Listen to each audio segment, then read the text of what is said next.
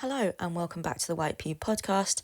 It is Sunday the 27th of April and I am ZM. If you don't know, the White Pew is a website that I run with my friend Gabrielle de la Puente. We take turns every Sunday to write about something. Art, exhibitions, culture at large, whatever takes our fancy on any given Sunday. We put the text version of those texts on the website, which is thewhitepube.com or .co.uk. And this podcast feed is for the audio versions of those texts, so you can listen to us, the writers, read our own words in our own voice.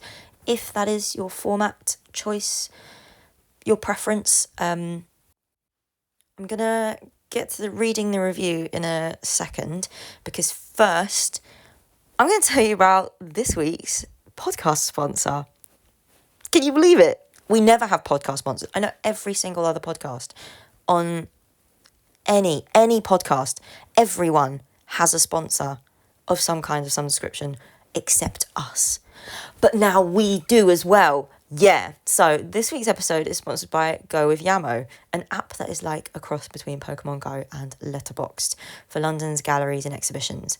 You might know the name if you follow us on Instagram, because I've been making a little, IG Reels series called What I Saw Last Week.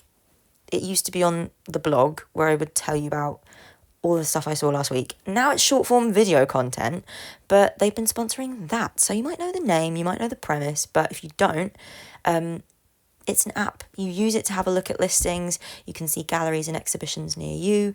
You can save the ones that you think look good or interesting to a little bookmarks list. And when you get to the gallery, you just check in. Like, you have to actually slide a little check-in bar while you're physically, geographically in the space. And only then can you leave a review. That can be a star rating. It can be a long-form, full-on essay. It can be little notes, vibes, whatever you like and whatever strikes you. I use it to keep track of my thoughts, to remind myself of what I've just seen and my favourite or least favourite bits. It's useful. It's also fun.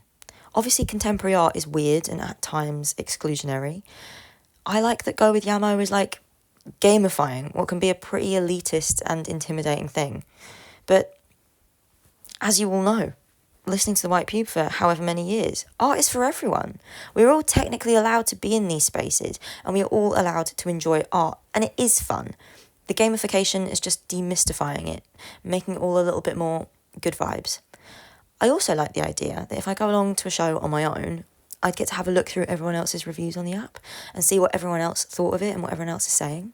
It's like having a little critical conversation in your pocket. It's lovely.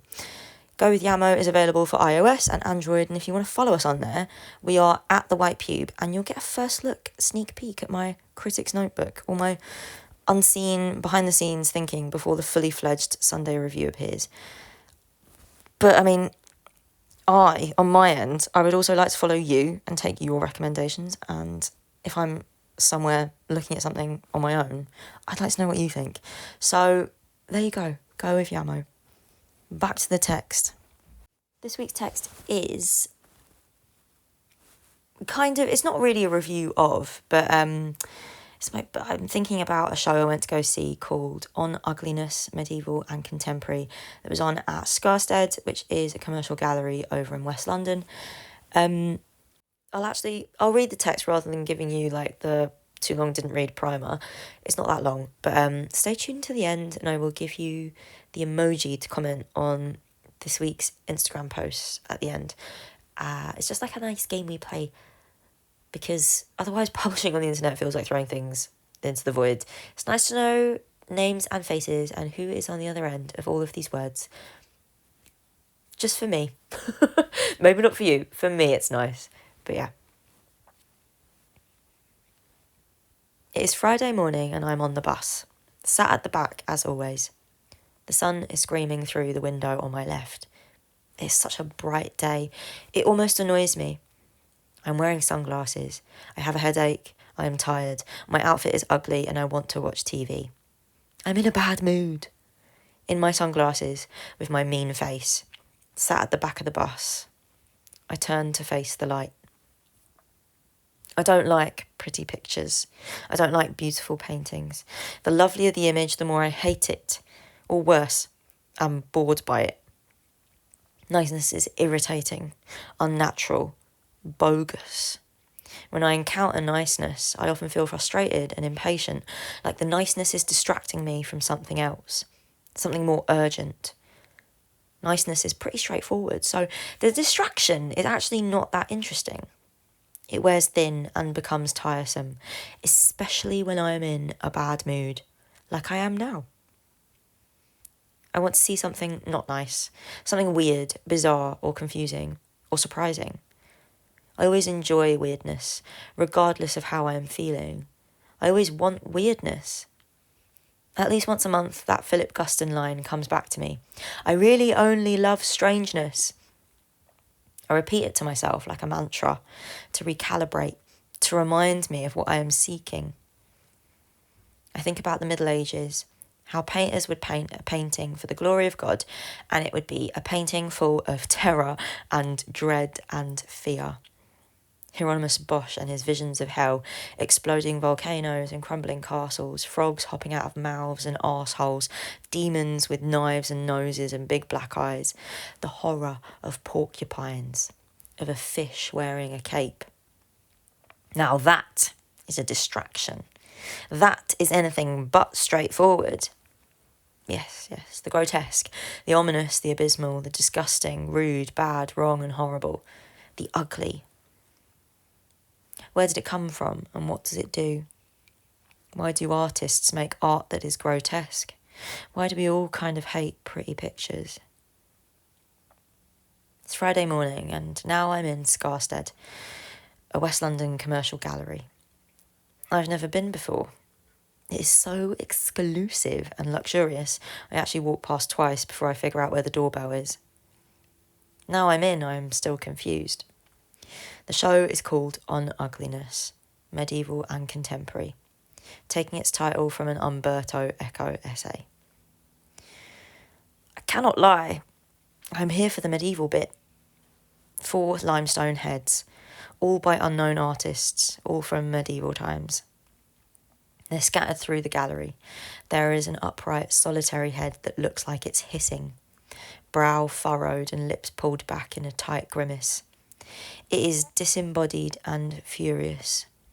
There's another with tight lips and a stern blank face, like it is holding on to a concentrated anger. Another head has its mouth open, tongue lolling out. The eyes are bulging and boggling, crazed. It is gross, confrontational. The last head is the most interesting. It is a face wedged into a stone corner. The face is actually the shape of a tangerine. The eyes are cartoonishly round. The mouth is a hollow gash, so wide it splits the face open. The tongue is very thin and stuck out, like the creature is saying, ugh. The corner it's wedged into looks like it could be its body. The snake-like carvings could be its arms and hands. If so, it is unusually cube-shaped, squat and solid, bracing for some kind of action. It is actually a bit cute, a bit silly. It looks like a character, like a cartoon frog that goes bleh. I am looking at it. I am smiling.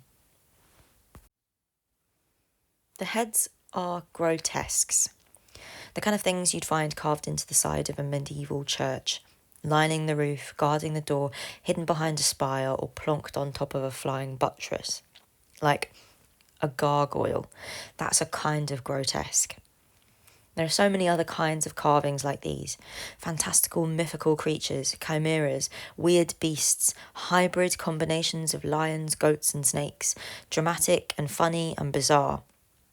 We don't know what grotesques are for, as in what purpose their strangeness serves.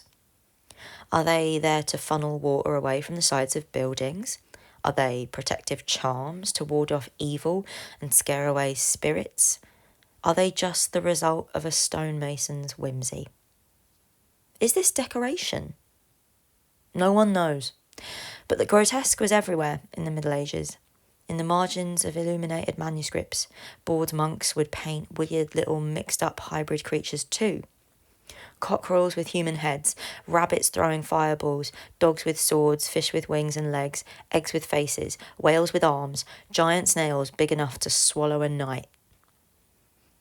Were these things just whimsical doodles?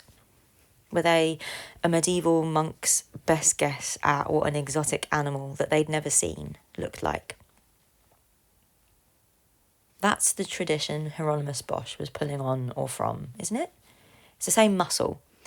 Art historians have fan theories about how Bosch was inspired by heretical beliefs, progressive religious ideas that were out of step with the church's institutionally sanctioned beliefs.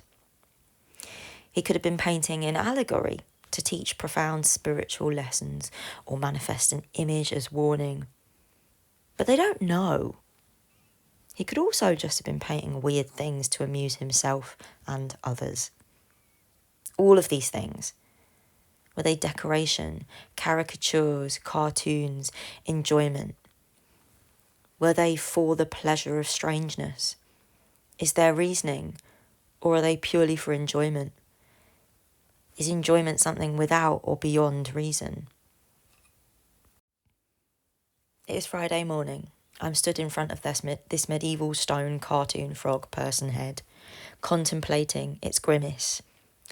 And I don't know. I don't know what it's for in the grand scheme of its own history. I am pleased by my inability to really comprehend the thing itself. I am pleased by my inability to write about these things completely. I am pleased that I am in front of something that defies comprehension, categorization, reason. It's funny to me. If I saw these four grimacing heads on the side of a medieval church, I would probably still stop and stare. But I wouldn't look like I am looking now. Seeing them out of context in this very clean, spacious gallery, it does feel like I'm seeing them anew. Maybe I am looking at them now like they are shapes, form, objects, rather than decoration. I am looking at them in isolation, rather than in the grand scheme of their own history. The rest of the gallery is full of artworks I can't really say the same thing about. A portrait of King Louis the XI, is that 11th, of France in profile, painted sometime in the 15th century. He is wearing a red cap under a brown hat, which is strange, but not the kind of strangeness I'm interested in. There's a George Condo painting of a woman with a deranged animal demon grin. Her arms are above her head, her nipples at the bottom of the frame. If it weren't for her face, she'd be an enticing and seductive nude. But she grins maniacally out at me, face twisted with malice. A Nicole Eisenman statue of a reclining nude with cartoonish proportions. A Martin Kippenberger drawing in ballpoint pen on hotel paper. A man with 2 nails up his nose contemplates a hammer. The caption and title read, "Do it yourself." A Pablo Picasso ink drawing of a mysterious form. A Barbara Kruger. These other works are all interesting in their own right. They contain a similar kind of strangeness to some degree. But I'm looking around and I am now grimacing. I am in a bad mood. I am irritated. I'm in a commercial West London gallery and I'm being asked to read the stone heads in the same context as the paintings, the George Condo, the Pablo Picasso, the Barbara Kruger. The medieval stone and the strangeness is being used as a contextual or conceptual container to sell paintings and drawings by blue chip artists. And, okay, Martin Kippenberger and the aesthetic of shitness, failure, nihilism. It isn't all wholly unrelated. Strangeness is in the room with us. Strangeness and ugliness is being explored as a concept. But now I am looking around and I am feeling restless, impatient, like I am being distracted from something else, something urgent. The gallery is too nice, too neat, too much like an establishment that provides very expensive microneedling services. The gallery wants to talk about ugliness and strangeness, the grotesque, because it has a critical and conceptual value that communicates importance. And importance is expensive. The gallery put all this work together in the same room because it wants to facilitate a transaction. I'm not saying that selling art is bad. It's not that simple. I think in this moment, someone missed the point. Something has been lost or made small. The reason for that is not simple, but it is about commerce. These weird, incomprehensible works are no longer incomprehensible, are they? They are actually extremely comprehensible. I'm holding the press release with a double-sided A4 attempt at comprehension. But the comprehension is small. It is straightforward. And in becoming so, it only skims the surface. I'm not here because I'm interested in smallness, in straightforwardness, in the kind of understanding that only works in passing. I want to behold something ugly and incomprehensible. I want to hold on to that incomprehensibility for the pure love and pleasure of feeling the strangeness.